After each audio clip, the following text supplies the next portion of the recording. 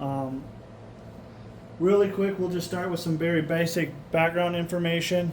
So if you could please tell us where you were born, who your mom and dad were, did you have any brothers and sisters? Okay, I was born February 3rd, 1944 in Kalamazoo, Michigan, and my dad's name was Amanda Akins, and my mother's name was Jane Akins.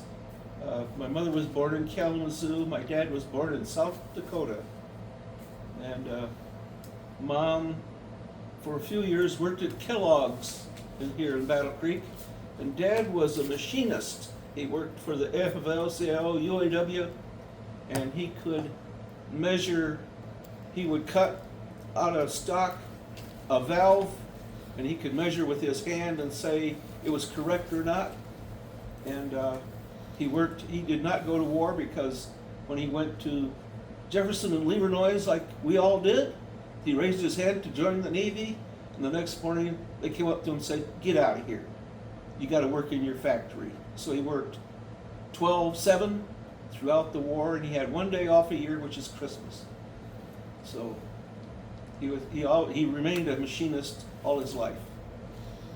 Did you ever want to be a machinist like your dad? No, No. no. Of course, they called him unskilled, and I said that's a misnomer. He could touch a valve and say this is 300ths off, and the boss would get out a micrometer and measure it and say, "You're right, they're off, they're bad, throw them out." So he worked for the union, so most of the time he was done with his job by noon, and he played euchre the rest of the day. So, Only child then? and I have a brother, Gail, who I haven't seen in many years. He's an older brother, and not much to say about him. He never went to the armed forces, and he never graduated from college. Okay. No need to go into there. Now, did you join the service right out of high school? I joined the Army, what do you call it, advance. I joined in June, but my reporting date was 1 August 1963. And I went down to Fort Knox, Kentucky for basic and AIT in 1963. And I went to Germany the 15th of December, 1963. So I spent 4 Christmases in Germany as a lad. That was a long time. That's you didn't want to go home for Christmas? You did, but you're in Germany. You can't go. Only so many people could go home. We had to maintain 2/3 of the unit in case we were fighting the Russians. And every month we had a practice alert, and we'd go out to our assembly area and wait for orders whether we were going to fight these Germans and Russians or turn around and go back to the post. So, and that was nerve-wracking. You never knew for sure. Your tank was loaded up with ammo. You were all set to go. You went with a little shaving gear, thinking you could go out and fight these Germans and the Russians. You had no clue. I can't wait to get into that a little bit more here, because that sounds both interesting as a historian, but also terrifying as someone who's been in the service. I don't like unknowns and that, and I would hate to be rushed into a situation where you thought you were going to war, but you have no idea. Right. You know, right. the smallest mistake at that point can be very big. Yeah. So So. So you went there straight out of high school. Yep. So the military really was your kind of your first taste of work, having an actual job. Then. A real job, yes. What was it like then for you to go into boot camp in '63? You said 63. Well, I'd already gone through boot camp. I was in the Navy Reserve for a year. Okay. So, in 2 weeks in the Navy Reserve boot camp at Great Lakes, it took the Army 8 weeks to do the same thing.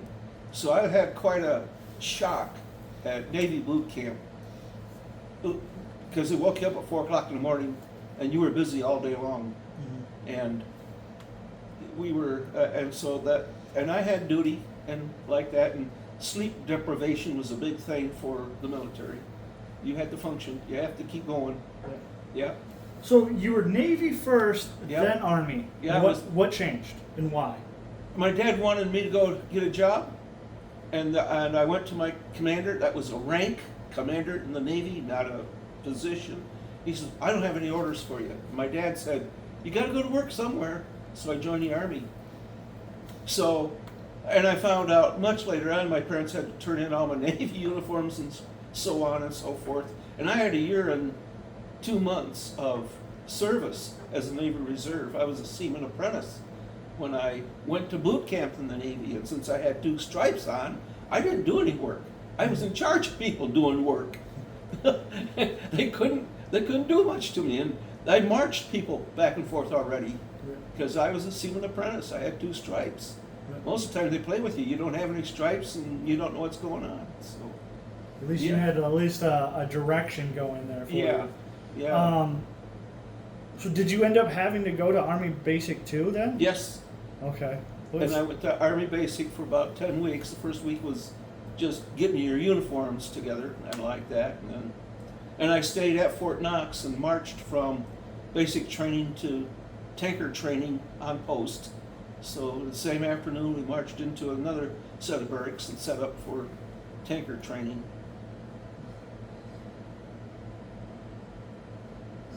I'm sorry, just trying to place all of this because it's a crazy start to a career in the military you have here. You in the Navy, in the Army, then you got rank. Did they ever find out in boot camp that you had rank? Because I imagine they would have messed with you. I would think so somewhere, but I wasn't in leadership then. Okay. They had no clue I had prior service. It took. Matter of fact, I remember going to the pay office and said, "Hey, I'm prior service. I want my money." And you are prior service, and they started shelling out the money that I didn't receive for being an E2. And they were paying me for private. I wasn't. I was. I don't know Marine Corps how you build up, but E2, E1, and E2 have no stripes in the Army. Okay. When I was a lad, and so you made PFC, then you finally got a little stripe. Yep. And that changed later. So anyway, I had 1 stripe for a long time. Private Akins. Going through boot camp, looking back at it, I mean, I don't want to bring it up how long ago that was, but does anything stand out at all? Do you remember, feels like it just happened to you yesterday type thing? I think one of the things that got my attention in the Navy boot camp was the idea, since we were reservists, if you didn't think you could pass a test like firing the M1 rifle, you didn't try, because if you failed, they had to write you down as a failure. If you didn't try, they didn't know. What an attitude. One afternoon we fought a fire, and that was it. They put an oil tank on fire, and they had us march into the fire and put it out. And it took all of us to hang on to the fire hose, and we had another set of men who had a second fire hose, and they had a shower umbrella over us to cool us off as we marched in and put out the oil fire. Never did that in the Army. No way. So that got my attention. And because I had rank, my night duty was at a desk at the ship's store, they called it, and I was there for 2 hours, and I watched sailors come in and out. They had to double time it in Great Lakes if they're by themselves, and come in and call mom at home, and then get out of the phone booth and double time it back to their unit. And I didn't have to do that. I was E2. I could round up 6 people and march them somewhere, and everybody loved it because I didn't have to double time. I was a senior. So, okay. Wow. So that was a great, I guess, opening couple years then for you into at least the military. You got to experience the Navy, you experienced a little bit of the Army. So what happens after boot camp then in the Army side of things? Yeah. For tanker school, you said you marched over to... Yeah, tanker AIT. We Okay. call it tanker school at Fort Knox. All right. And we immediately started tanker school. And then in the middle of November, as you know, President Kennedy was assassinated, and Fort Knox didn't know whether we were going to war against the Russians or not. The whole place stopped. They were in panic. They didn't know. They didn't know whether to cancel our orders to go to Germany, or were we going to war. So we had a whole day there where the post was just in shock. They started firing a cannon every hour for President Kennedy's death and deciding were we fighting the Russians or what were we doing, and ended up we took our orders and we went to I went home for 2 weeks, and then I went to Fort Dix, and we got on a ship at Brooklyn Navy Yard and crossed the Atlantic. 9 days across the Atlantic. How about that? And I spent Christmas Day on the North Atlantic. I want to rewind real fast here and just talk a little bit more about the assassination of JFK. I don't. Can you walk us through maybe your mindset for that period? Because I mean, that's your commander-in-chief, that's your president of the country. Yeah. Like I'm sure if there was ever a point where you were like, war was here, that would have probably have been it. Yeah, and we were in a boring, very hot assemble and disassemble of a 50 caliber machine gun class, and the sergeant in the back of the room said, "Somebody shot the president." You go, "Oh, come on, you can't shoot the president. He's in an armored car. Wherever he goes, he's not out in the open. The Secret Service and everybody have control of the situation." And everything stopped. The sergeants, they panicked. They didn't know what to do. They left us in the classroom. And us kids, well, what do we do? Well, let's go to chow. It was the last class of the day. So we went to chow, and we realized all the adults, they were stunned. They didn't know what to do. It took us until the next day before they even thought about telling us what to do. And we were really 2 days from graduation anyway, so the whole country was in shock. Yeah. All right. And then you said your orders after Tanker AIT was to go to Germany? Yes. And we went, hundreds of us went to Germany. We were at Fort Knox, and we assembled at Fort Dix. We took Army buses to Navy Yard, got on a ship, just like you see in the movies, and climbed on a ship, and the ship was run by it was a private ship. It wasn't a Navy ship then. It was a private ship, but it looked the same, and we had hammocks about 4 or 5 high, and you had one. And I had duty every other day. I had KP every other day. And the days I was off, I had a little tag on my pocket saying, "I'm free, can't touch me."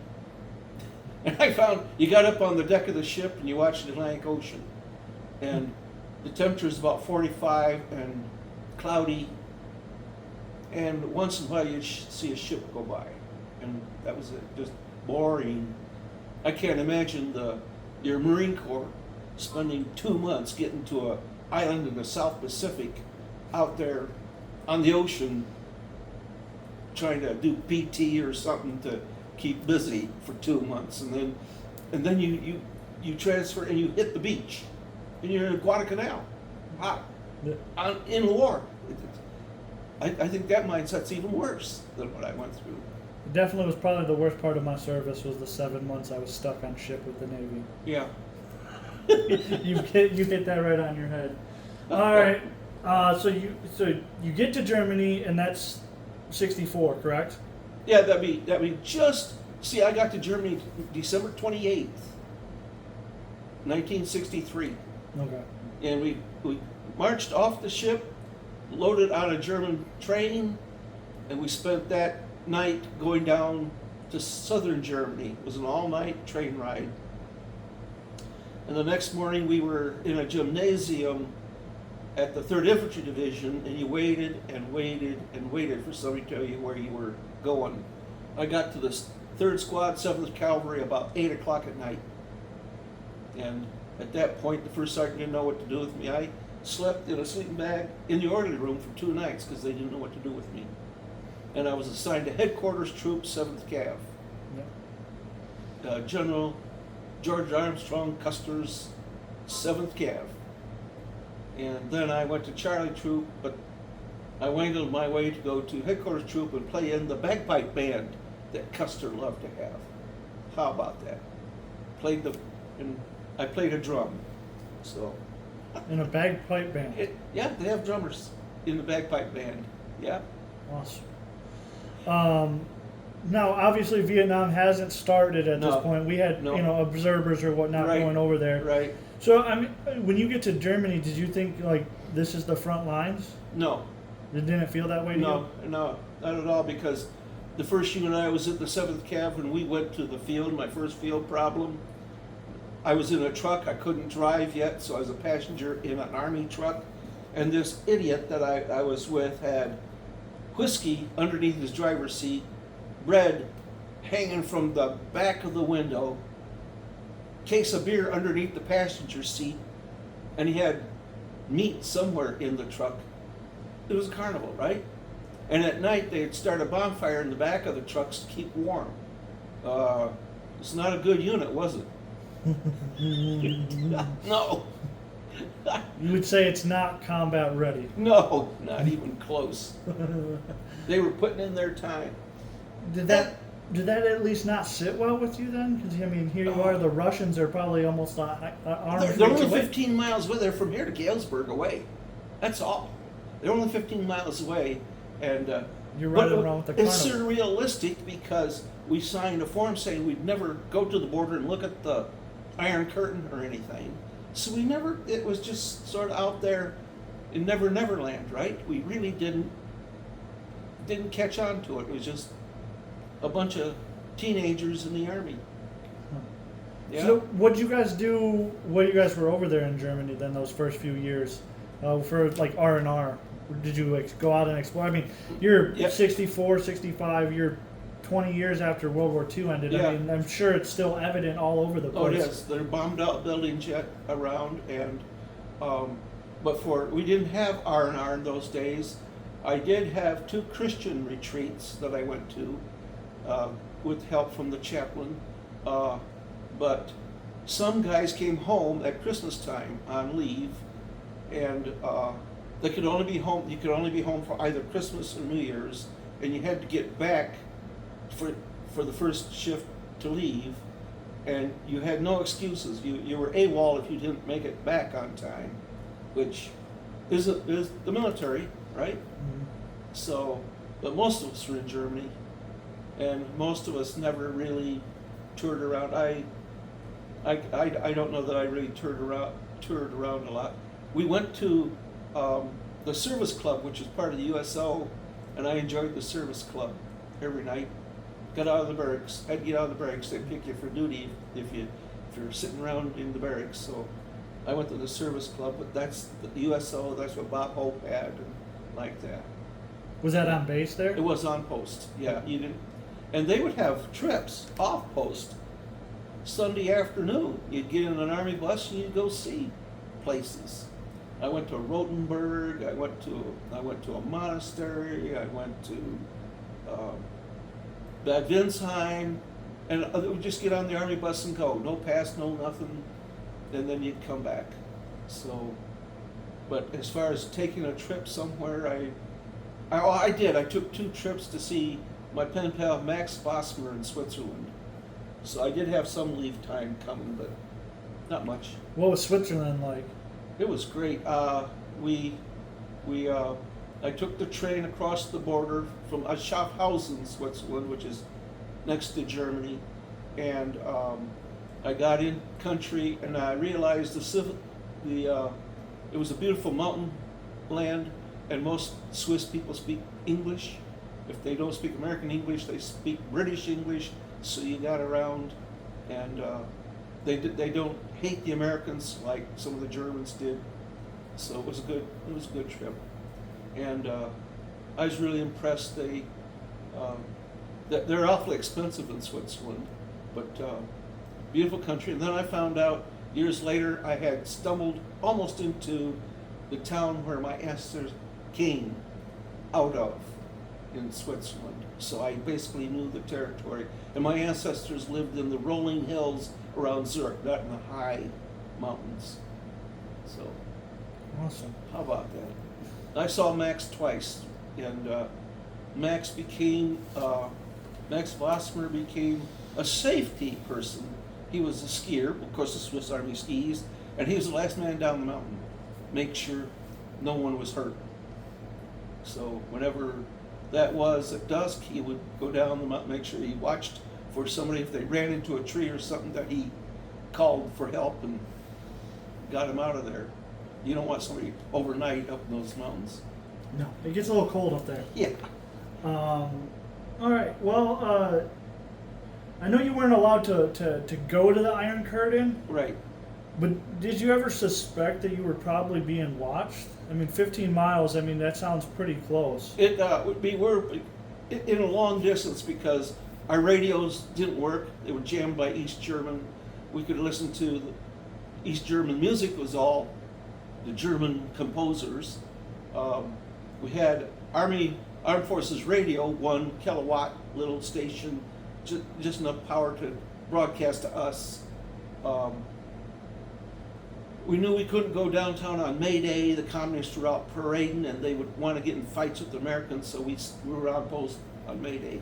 So that was still tough times. And we were up near like I said, near the East German border. So Did you get to experience a lot of German food? yes, we could go downtown and I could kill for a Jaeger schnitzel. So anyway, yeah, and I did that. We had our favorite little places we'd go to, and a lot of GIs, they never got across. There's a bar called Lily Marlene's, and most of them ended up at the bar at Lily Marlene's. They never did see the town at all, didn't want to see the town. They were there for years and cared less. All they want to do is go home. And so Lily Marlene's was the place. Huh. Yeah. So 1965, Vietnam becomes a war, begins to happen. Mm-hmm. You're still in, obviously, Germany, for Yep. another couple years. Yep. While you're sitting there through 65 through 66, are you feeling like you're helping? Because I mean, everybody's focus was over there. No, you're over we're here in Germany. we're still busy worried about the Russians, and we had a group of us who were called Spec Fives. It's not a rank in the Marine Corps. It's a Spec 4 with an umbrella over it. And these guys came up to, wow, you're Spec Fives. How'd you like to be a helicopter pilot? Oh, so we go to Vietnam and get shot at. Oh, okay. How'd you like to be a West Point cadet? No, thanks. I'm Spec 5. I don't want to be an officer. Oh, they were trying to recruit us to be helicopter pilots. And I was already wearing glasses by then. You can't be a helicopter pilot and wear glasses. So we just sort of laughed at them, get out of here. But it was a mandatory class we had to go to, blah, blah, blah. Sure. And before it really got hot to go to Vietnam, you had to be a staff sergeant. You had to re-enlist for 6 years. You had to go to Fort Benning and learn how to jump and become a ranger at Fort Bragg. Then you get orders for Vietnam. So you're spending a year or so diddling around being qualified before you could go to Vietnam, because you're supposed to be an advisor. And we're all privates. We don't qualify. Not enough rank there. Not enough rank. Too bad, so sad. I imagine driving a tank, and correct me if I'm wrong, because I'm assuming obviously I was infantry.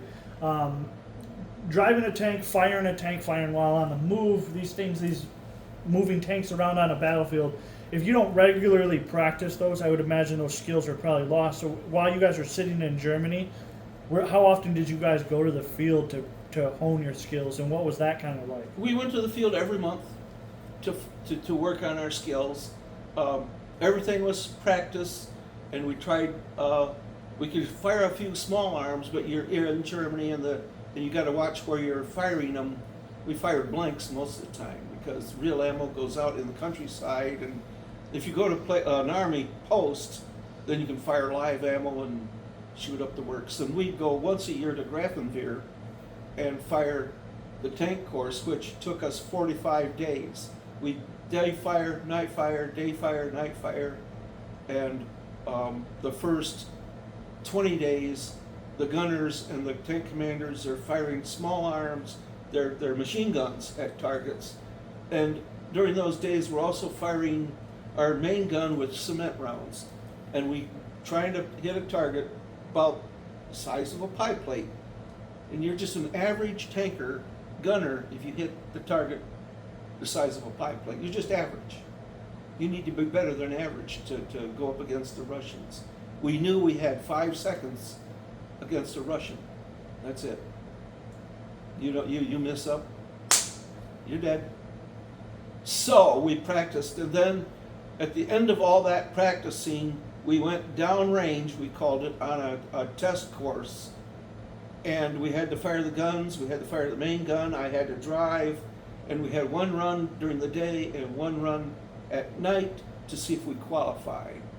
And the tank I was on, we qualified, and Colonel said, if you qualify on the run, all of you get a rank. So Spec 5 Harrop became a staff sergeant, and Frank and I became Spec 4s, and the mechanic became a Spec 5. So we all got a rank, like the Colonel said, I'll give you all a rank if you qualify. I think 3 or 4 tanks qualified out of a battalion of tanks. They were not combat ready. How many tanks is a battalion? There's 17 tanks in the company and 3 companies to a battalion, plus headquarters company has 2 tanks. So, yeah, 50. not many really. 53. Yeah, and we had 4 battalions on the part of Germany we were in, which they called the Fulda Gap, and we knew the Russians were going to come through the Fulda Gap, charging right at Frankfurt if they could. So that's why we had so many tank battalions right there, plus support, all kinds of support. So. How was it to fire a tank and be there when that's firing? Because I mean, imagine a kid from lonely Kalamazoo, a tank's pretty new to you, and now you're sitting behind it. 60-ton tank fires a 105 millimeter main gun round, and since I was the driver, most of the time when they fired the gun, I had all my hatches covered up. So it's the concussion that I felt, not the bang of the gun. And it was my job. We had an old-fashioned tank. It was my job to stop the tank without the gun tube swinging up and down. I had to stop level so they could fire. And the command, if I can give you real time, gunner, heat, tank, up, on the way, fire. That's how fast we had to be. Wow. So now let me explain it to you. He said gunner, and the loader jams in around into the breech, and the breech closes. And he says gunner, so the gunner's on his sight. He says heat, and that's the round in the breech. He says up, the loader says up, it's in the breech. The gunner yells, the commander yells fire, the gunner yells on the way, tank fires. And then off you drive again. Yeah, and how about that? And we throw the hot round out of the tank. Now the loader has asbestos gloves in those days to throw that hot shell out. It'll burn the pieces out of you if you touch it. How much does one of those rounds weigh, roughly? 75 pounds. Oh. Yeah. We had 52 rounds in the tank. And what kind of tank were you driving? M60 and M60A1. Okay. And it's what the Russians are using now. The Russians are using T-55s against the Ukrainians. It's a World War II tank. It doesn't have a computer. It doesn't have anything. We had a rangefinder in our tank. So we always practiced a second round hit. Because we thought, because our rangefinder, there was a 50-foot gap. We'd fire the first round and see, and then we'd just reload and fire the second round and try and hit their tank. Now, Russian has a tank, which they're using in the Ukraine, has only a 90-degree pivot, like a ballpark, first and third. Okay, for them to see a tank over here, the driver has to turn the tank, but they already have an anti-tank round in the breech, and the commander eyeballs it and he thinks it's a kilometer away, fire. And if he's right, he blew away American tank. If he's wrong, he had to reload and fire and reload and fire to bracket like artillery. And so our chances of getting that Russian at the first firing, the Russian has a better chance of blowing us away. But if he has to reload, we got him. Mm-hmm. That's glad I didn't do it. Yeah. It's Sounds like a very stressful time, and I appreciate Yeah. you explaining that to me. Because again, I've always seen tanks as being the thing I want on the battlefield, because everybody stops shooting when that thing yeah, arrives. absolutely. But I have no idea how it works. The Vietnamese have scared us. I would be too. We were up in the highlands of Vietnam, and but their sharpshooters would fire at us. Other than that, they left us alone. They didn't want anything to do with tankers. Well, let's just get right into it. So when did you get to Vietnam, and did you go straight from Germany to Vietnam? Or No, did you go I home? was at Fort Riley, Kansas, and in July '69 I went to Vietnam, and I went to Long Binh for a week. And they didn't know what to do with me. I'm a tanker, and I had orders to go to Vietnamese transportation engineers. Well, they canceled that, so I ended up in 4th Infantry Division. And we had one tank battalion, 69th Armor, and you had a tank battalion on the DMZ. There was only 2 tank battalions in Vietnam. The Marines had the DMZ, and we had the Highlands up there. 60-ton tank. What are you going to do with it, right? It's got to be on hard ground. So 69th Armor was up, and we never really interdicted the North Vietnamese Army. And what we did is guarded highways, and you can imagine we were on a hill looking at each other optically and seeing if the Vietnamese tried to infiltrate the highway, if they tried to hit the convoys and so forth. And we had convoys going back and forth all day. At the end of the day, we'd pull our tanks into a landing zone and be security for a landing zone. Then the next morning we'd go back out on the highway. Did we ever fire our big guns? No, not at all. So, don't know what to tell you. When exactly did you get to Vietnam? July '69 to July '70. You got there right after Tet. Yeah, I didn't see Tet. And the 69th Armor was decommissioned by President Nixon in March '70. So my last 3 months I was in an infantry battalion on main post, supply sergeant. So How'd you like that in it was comparison? terrible. It was they dreamt up stupid things for us to do all the time, keep us busy. But by that time I was a staff sergeant, so I wasn't doing too many details. It's just, and they'd have alerts and stuff, so I'd have to issue out all the weapons. Then when the alert was over, they had to bring all their weapons back in again. Yeah. How did you feel about the protests then that were going on back home? We don't know too much about them. The Army, the Stars and Stripes didn't give us much information about that. I was in shock when I came home in '67 and saw all this stuff. It wasn't my country anymore. It changed. Changed from country of John Wayne and Burns and Allen and to Laugh-In and Petticoat Junction and what happened? I don't know. There was a big revolution that I wasn't a part of, so I was in shock that time. Yeah. Did you ever feel like your family might be in danger because you were serving in Vietnam or no, because all overseas? my uncles served in World War II, so I was not in danger. I was doing what the Akins family had done, and some of my uncles were in South Pacific, some of my uncles were in France, Germany. So, yeah. Like I said, my dad was a grinder, and he couldn't join the armed forces. He was too important. Yeah. Did you by any chance happen to go to Vietnam with some of the guys that you were originally with in Germany? No, No, it was that's just a mixture. Okay. I did see Sergeant Harrop. He made staff sergeant, like I told you. And a few years later at Fort Riley, he was a first sergeant. Good for him. He went from E6 to E7 to E8 just a couple of years. He was in the right place at the right time, I figured. And he had the right qualifications. So, yeah. Did you? I know you spoke of the one gentleman that you had as like a kind of a friend there in Germany. Can you think of any comrades that developed a relationship with you that maybe stayed left after you were in the service? Raymond Jordan and I, he came to my wedding in '68. He was from Maryland, and we were good buddies. Other than that, we had a chaplain assistant named Helmstetter. He was a hoot. But I never had the biggest lie in the armed forces is, all right, I'll keep in touch. We didn't do that. We still didn't have cell phones and stuff. And most people don't write and don't keep in touch. It's very unusual to have anybody keep in touch with you. Yeah. I don't know about your experience, but that's my experience.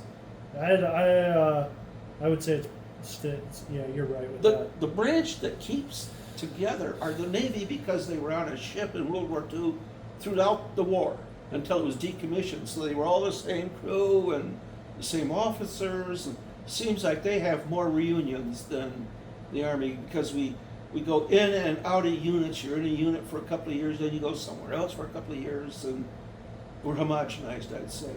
Yeah. I don't know about the Marines, whether you had any unit thing, like Charlie Company, third Division or something like that. Nothing I can think of. No, that's the thing about the Navy. They were always together. Yeah. Question I have for you, how was the mail both in Vietnam and in Germany? In Germany, when I first got there, and I don't know if I told you this, Yarn, it took 60 days to get mail. And my birthday was in February, and I just got in country in December. I didn't get my birthday cards until April. I was a lonely kid. Here I had a birthday, nobody cared about me. Well, they did, but the mail took 60 days. Well, President Johnson came along and said, why is the letters taking 60 days? Well, we got to put them on a ship. You don't do that anymore. We're going to put them on airplanes, the first class mail. So we started getting mail in 5 or 6 days from home. That was nice. But he made us pay air mail rate. And then President Nixon said, why are you paying air mail rate when it says here, Army Post Office, New York City? You're going to pay first class from now on. It didn't improve, but we no longer had to pay a premium for a letter, airmail. And then came SAM, Space Available Mail, and we got letters in 3 or 4 days and packages. SAM, that was on the packages. And so Christmas time came, we knew people could send us packages, and they'd be there for Christmas. And then, you know the rest, cell phones and stuff, and you talk Yeah. directly to people. Did we call home? I tried to call home. I remember one Mother's Day, I went to the German post office. I sat there for a couple of hours. I paid him 400 marks. He couldn't get through the telephone lines. He came up, this Private Akins, I can't get through to America. The lines are all full. And well, thanks a lot. And he gave me my 400 marks. So, Is 400 marks a lot? when I was a lad there, 4 marks to $1. So if I had $100, that was 400 German marks. Huh. Yeah. It's an expensive phone call. And well, you have no choice. That's it. You go to the German post office, and when people had the telephones in Germany, you paid whatever they ordered. Whatever you have no choice to argue about your phone call bill. You paid it. It's a federal post office. You paid whatever the bill was. Now, between both your time in Germany, your time in Vietnam, did you ever have like a good luck memento or a token that you carried around? No, I didn't until my wife and I got to Fort Jackson, and we went to a graduation, and the colonel looked at us and said, well, which kids are yours? We don't have any kids, but we do have members of our church. And at that point, he shook my hand, and I got my first coin.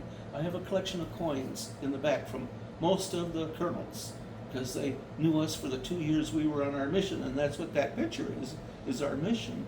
And she was a very happy woman, and we had a colonel named Snodgrass, treated us like a king and queen. Anytime we came to his battalion, what can I do for you? How can I find out? And he had cell phones in pockets and legs and stuff. He'd call up somebody, hey, we got to get somebody here.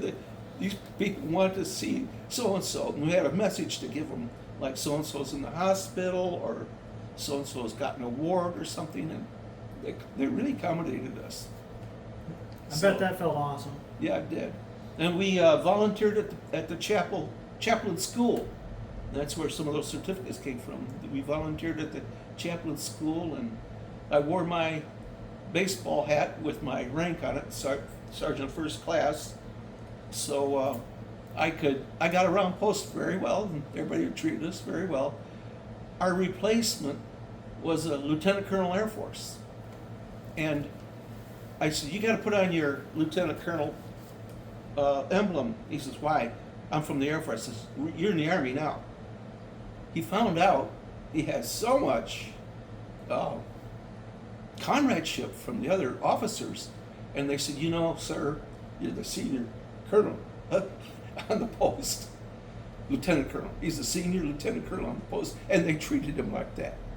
When he went to the Oak Club or stuff like that, it's, yes, sir, would you like a table over here? And blah, blah, blah.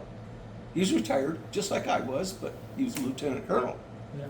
And that got things done.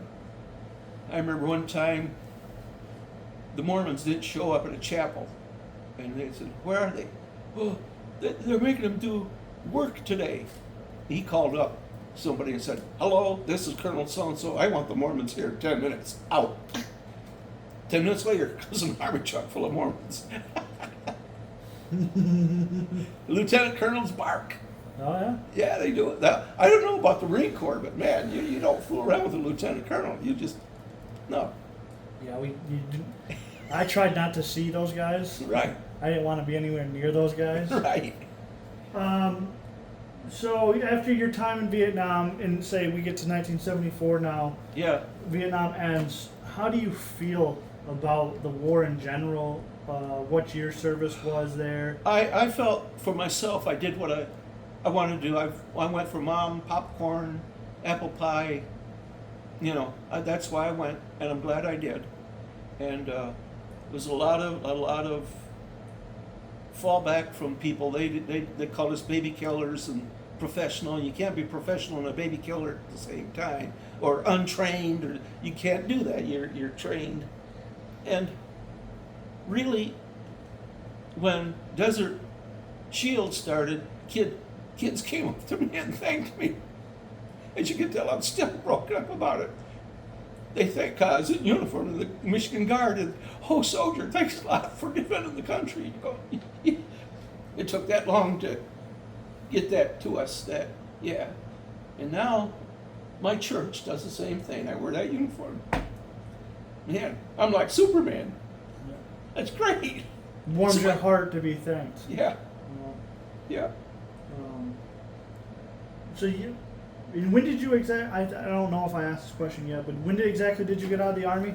1976. 76. Yeah, November 1976, I was out of the Army, and 2 years later I was in the Michigan National Guard, and in 92 I was released from the Michigan National Guard. So I kept my hands in it, being in the Michigan Guard, California Guard, returned to the Michigan Guard, and then they said, Sergeant Akins, you're all done. They released me on my birthday, 92, February 3rd, 92, on my birthday. So I forget how old I was then, but yeah. I was negative 1 month.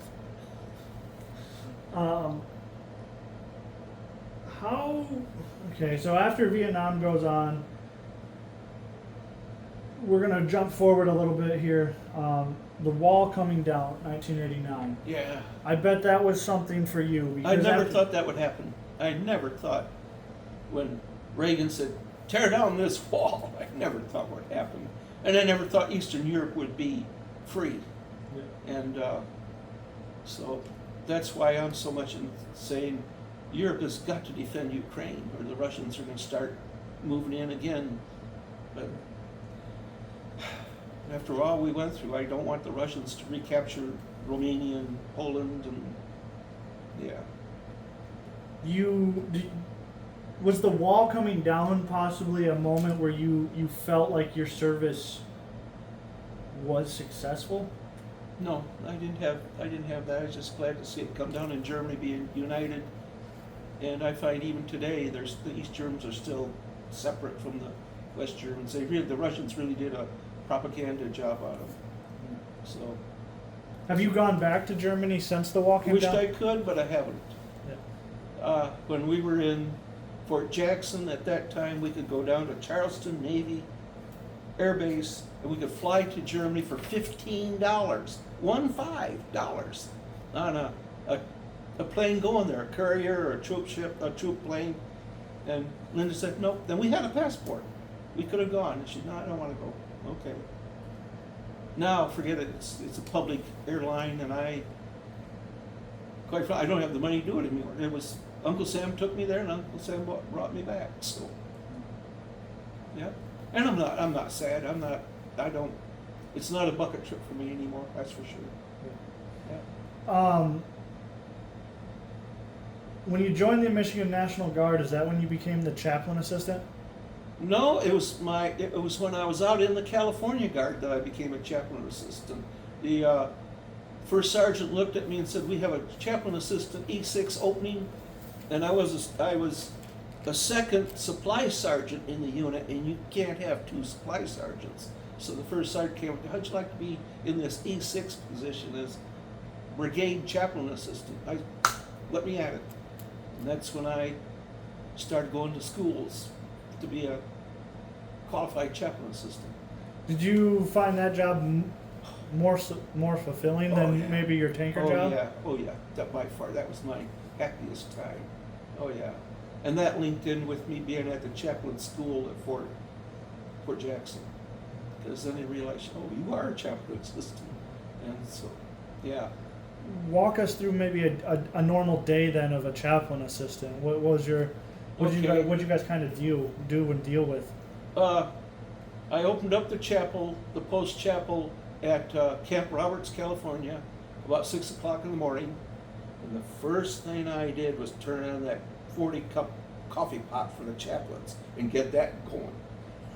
Chaplains love coffee.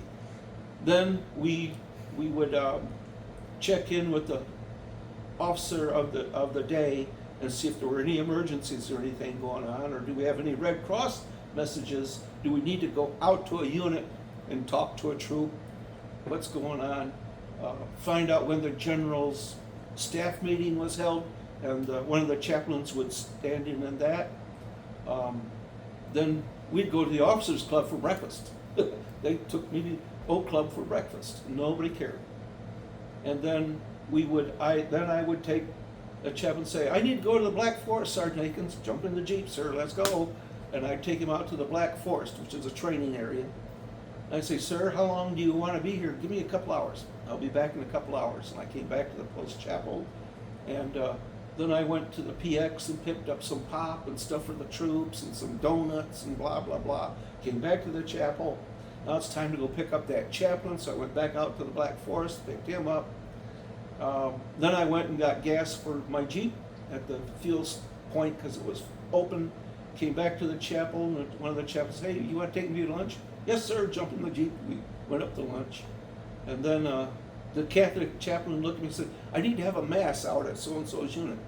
Could you stay with me?" "Oh, sure." So I took him out to that unit, and he had mass out there. Came back. We found that one of the chaplains needed me to take him to a unit to talk about a troop, and his wife had a baby or something. Did that. Came back, had chow, and at night we would sit in our office and play Uno until about 11 o'clock. And 11 o'clock, the post chaplain said, "We're done. We'll see you tomorrow morning, Sergeant Akins." And we closed it down, turned out the lights, locked the door, and told the officer of the day, "If you want something, here's the chaplain to call." So there was always a chaplain on call, but like we did at Camp Grayling, we laid down beside a telephone and ring a ding ding ding ding until we woke up, right? Oh, Camp Grayling Chapel, and we'd get telephone calls from the Red Cross saying, "Oh, you have a troop." Now I'm switching over to the Guard, but anyway, we were Guard, and we had to take troops home. Mom and the kids are in a traffic accident. They're okay, but the car's screwed up, so he had to go home. He had to go home, take care of business. And we gave him a 3-day pass and came back.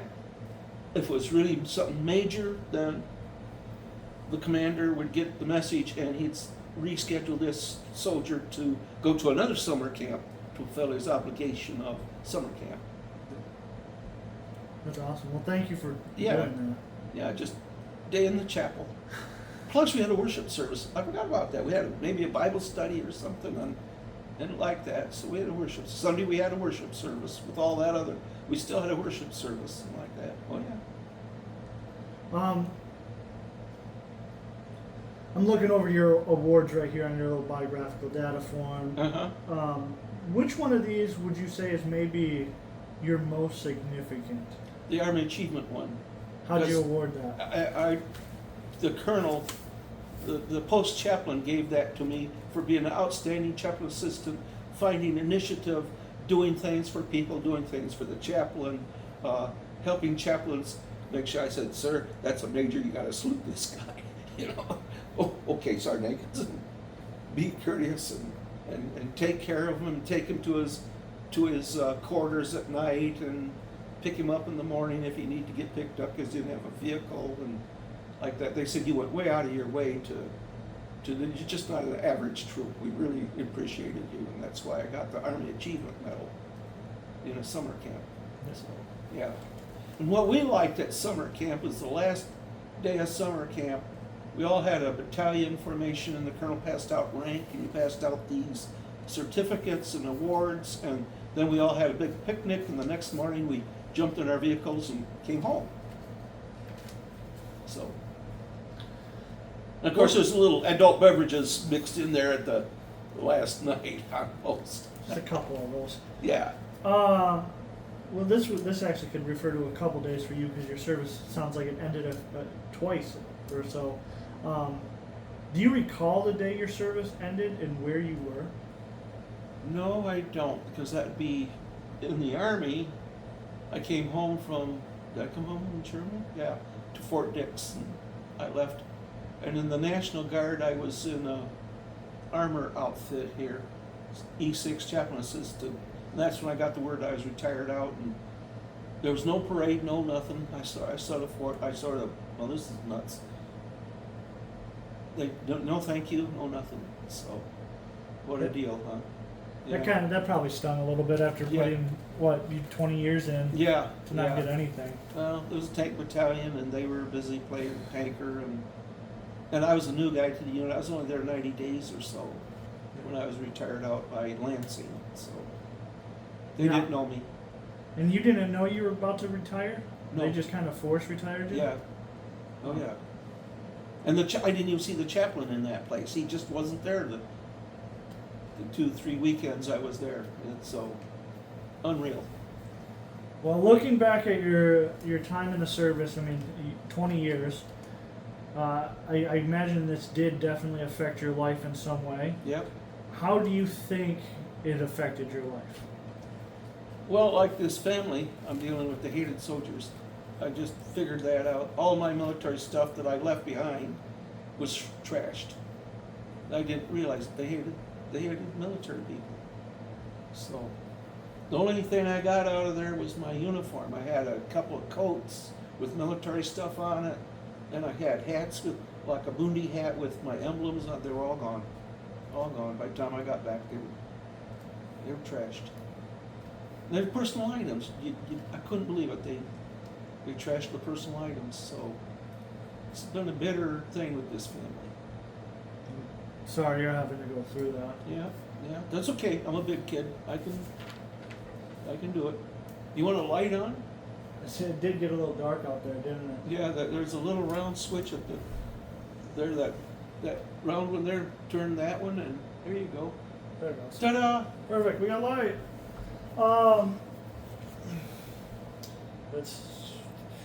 Well, 20 years also means that you have a lot of experience and a lot of stuff to share and in that. So for future generations who will come across your oral history in the Library of Congress, what would you want to say to them about war, about life? I mean, really anything, really. Well, I believe in Jesus Christ as my Lord. I was with some great chaplains, both in the Guard and in the reserve units. Half the time when I was in the National Guards, I was the chaplain, but I'm not an officer. But I'd go visit troops in the hospital and like that. When they came back from the hospital, they said, Sergeant Akins, You visited me, yeah. And that's all I ask. Be a servant. Be a servant to the chaplains. Be a servant to the soldiers. All I want to be known as is a servant. If you could reflect maybe on one life lesson you attest to being taught to you through the military, what would that life lesson be? I know there's probably quite a few life lessons packed in 20 years.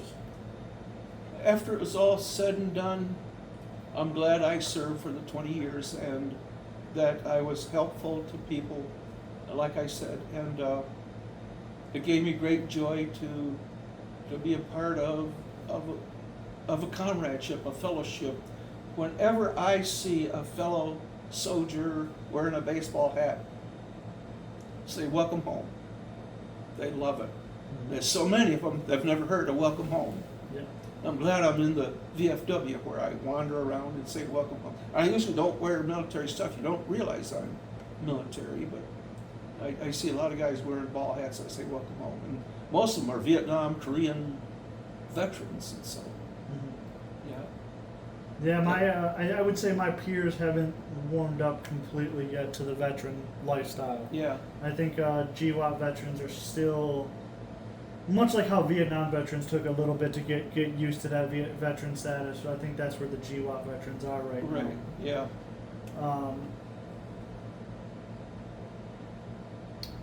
Well, I guess you said that you did. So is the VFW the only veteran organization that you're a part of today? Yes, I put my time in that. I've been an officer in the Red Arrow VFW in Kalamazoo for 10 years or so now. Yeah. So I'm still a trustee, and I'm in my third year of being a trustee, and I plan to be a trustee. I don't want to be a commander or quartermaster or anything like that. I'm not up to that stuff. It's a lot of work. But I enjoy the comradeship at the post. I go to the post any night, and it's like cheers. Hey, Sergeant Bob, how you doing? And they know I'm a chaplain assistant. So, and you want your Shirley Temple? Yep. They know I don't drink, I don't smoke. Yeah. So I'm a chaplain assistant. In the day when I was a chaplain assistant, in our regulation, if you got an Article 15, you're in the infantry, pal. Not anymore. Not anymore. Yeah. And I was proud of that. I never had any of those things. Well, I saw on your biographical form you have a good cookie or good conduct medal. Yep. We called it a good cookie. 3 of them. Yeah. Yeah. For every 4 years you serve, you can get one, or you can get a star added to it. Right. Yep. Yep. Did you ever go to college? I mean, I know at that point. Yes. Afterwards, I went to Ohlone College. Where do you live? Battle Creek. Huh, just like Kellogg Community College. Okay. And then I graduated from Davenport. And in my brag book, I can show you or it's in my safe. I can show you I was on the dean's list in both colleges, so I knew how to be academic. Awesome. Yep. You had a couple brain cells. So. Probably a few more than me as a Marine. And we've missed it. I do have a daughter, Beth. And this year she'll be double nickels. She doesn't want anybody to know about it, but she's 55. She lives right here in Battle Creek. Okay. Was she born while you were still in the service? Yes. If I'm doing the math right? Yes, that was strange. We talked to the doctor here in Battle Creek. We said, the Red Cross will let me get a pass until the baby is born. Oh no, you can go on to Vietnam. And the baby was born while I was in induction in Vietnam, and the Army didn't know where I was. My wife would say to the Red Cross, he's in Vietnam. No, he isn't. We don't have any record of him. Because they moved me from Benoit to Pleiku, so I got lost in the record shuffle until the day our tanks moved out, the very first day I went into combat, and they said, you got to go to the Red Cross. Oh, great. So I ran to the Red Cross, got a letter which said, congratulations, Sergeant Akins, you have a grill. I have a girl, not a grill. And I ran back to my tank and off we went into combat. So by the time Beth was 1 year old, I was home. Did that ever not sit well with you, just missing the first year of your daughter's life? Yeah, I wish I could have, just long enough for her to be born, right? Yeah. And the doctor wouldn't sign a release saying that the Army didn't care. Hey, your child's gonna be born. Hey, we can wait a couple weeks. No problem. Duh. Am I angry about it now? No, I'm happy to have a daughter. Yeah, I mean, you just wish you could have been there, especially when you're, like you said. I mean, being that you were just in Vietnam. Yeah. Like, all you're asking for is 48 or 72 hours. Right. Get me back to the States. Let me see my baby. Say hi to my wife, who's probably shaken up or whatnot, what she's gone through. Yeah. And then send me right back on over here. But Yeah. like, just to help put nerves at ease, like, Right. you know, especially considering that she's tried to reach out to you and they kept saying, no, he's not. Because, I mean, I'm sure that played some games on her. Yeah. Well, she said while I was in Vietnam, 2 or 3 times she got letters from somebody saying I was dead. Oh. And then you're going, boy, the Chinese really had us. Well, I've heard about guys in Korea. I don't know if you've heard this one, but guys come to Korea, the DMZ, and it says, welcome, Private so-and-so. Don't you miss being at home? They knew, man. They knew. Their intelligence knew exactly who was in Korea. The very day you hit the sand of Korea, they welcomed you. Yeah. Crazy, huh? Yeah. That's intel, guys. Yep. Well, and I guess, I mean, you were 15 miles from the Iron Curtain, so Yeah. I mean, I'm sure that played into your mind, because you're like, they could go to the DMZ and have that happen. I'm sure we've been photographed here in Germany sure. or whatnot, Yeah. 15 miles away. I mean, And you knew that some of the people in town were communist. They didn't want us there in the first place. So sure. it wasn't the Great Liberation. Oh boy, World War II is over. No. Yeah. Well, Bob, I know there's a lot that we've talked about here.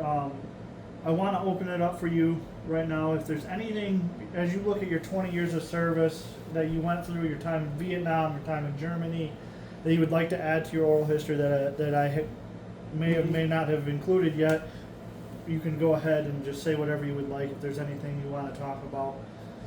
Not really. I'm tired.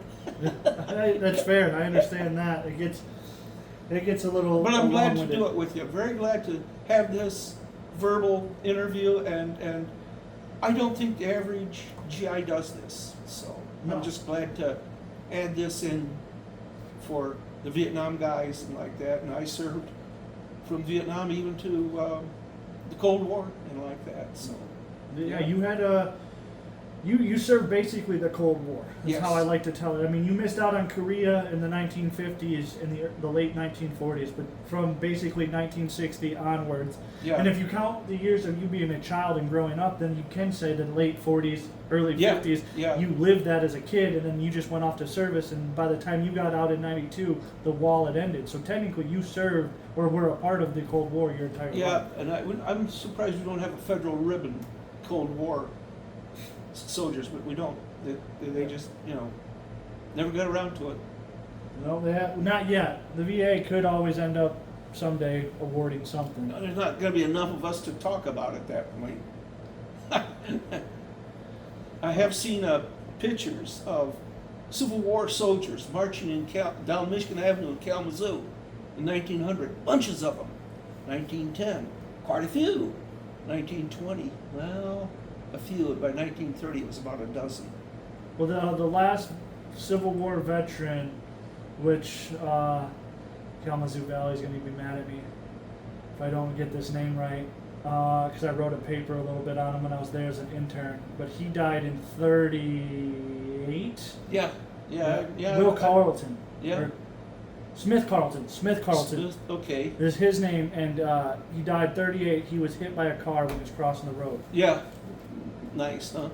The last member we had of the 32nd Division, because our Red Arrow is the 32nd Division, died just a couple of years ago. And so he was the last man standing in the 32nd Division.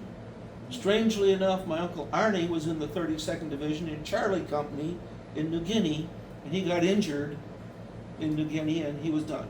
He had a major, Japanese chopped his heel off. Oh. Yeah. He was a cook. And they said, how'd you go on a patrol? Ah, sure, I'll go on a patrol. And he got in an ambush instead. Everybody else was killed.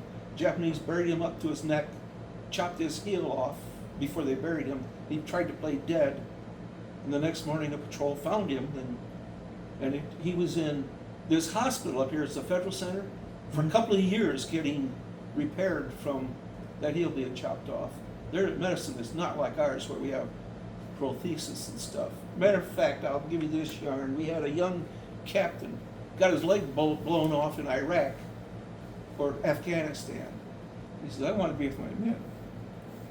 I said, Captain, you got to get a prosthesis. He says, I want a prosthesis. I want to go back to my troops. Okay, you gotta get the prosthesis out. Take you 6 months. Then you got to pass the PT test. He did. He had orders to return. Feels good, don't it? Yeah, that's my type of captain. I'm going back to my unit. Yeah. And you guys, you Marines, you all have a totally different attitude about war than we in the Army do. You go out there and take on all kinds of stuff, and wow. Yeah. We're bred for one purpose, and that's to take whatever the enemy has. I always make the chuckle. You have to be kind of crazy to join a gun club where they don't even have medics. Yeah, yeah. That's the Marine Corps. Yeah, That yeah. gives you the idea. Yeah, Navy corpsmen. Yeah. Yeah. Navy supplies those. Yeah. They're not a Marine. No. You know, and it's No. Marines are yeah. Yeah. And I understand you have a certain psychology you have to pass now to be a Marine private. There's a psychological test. You got to hit that test, or you're not even qualified. Maybe I was a minister. So MEPS was a. We could probably spend a whole nother hour explaining MEPS if you can remember your time there, all the stupid stuff that they have us doing. Oh yeah. Oh yeah. You know, all the testing, jumping, Oh. running, standing, squatting, rerunning. See, we didn't do that. We just had a bunch of tests, and that's how I qualified to be a tanker. I was a little bit smarter than infantry. And I found that out after I really got into it, even though we didn't think we were that good, really, because tankers have to know how to run a radio. They have to be smart enough to stop the tank if it needs maintenance. A lot of things. Infantry guy just has a rifle. He's in the field. Period. He doesn't have any of this stuff that goes on with tanking. Yeah. So we are. And in the German army, we're the elite force. It's not airborne. It's the Panzers. And the Germans would be, oh, Sie sind ein Panzer. Ja, ja. Ich bin ein Panzer. And, oh, wow, Panzer. Yeah. So, was a tanker what you wanted as an MOS? What did you No. want as an MOS? I didn't know what I wanted. I Wanted- got what I wanted. I told the sergeant, I want to go to Germany. I think I can swing it. I had no clue how many guys were in Germany. So he fulfilled his promise. I went to Germany. Well, Bob, again, I just want to take a moment and just say thank you for all of this information. This is a lot, and your help with this, explaining and talking about what tankers did over in Germany in the 1960s and Vietnam and stuff like that has been insightful. The Guard, what it's like to be a chaplain assistant. Mhm. My last question for you is, with all your service to vet or active duty Mhm. individuals between the Guard and being a chaplain's assistant, looking outward at the civilian population, what do you wish they knew more about us veterans? I think more of the personal anguish that, like, I couldn't come home. Letters took a week to get to us. We didn't know what was going on in America. And the Stars and Stripes newspaper really didn't tell us what was happening back here. So it's a lot of loneliness. That's why a lot of guys are on booze and drugs. It's a lot of loneliness. Yeah. A lot of hours walking your post, being on guard, stuff like that. I'm gonna break my rule. Do you feel that the government failed you guys, at least in the terms of Vietnam in particular, No, I on your don't. return? No. I have no regrets. I'm glad I went. Glad I walked my post and did everything. I really am. Yeah. Yeah. Well, thank you, sir. Yes, sir. Thank you. Stop this one. Stop.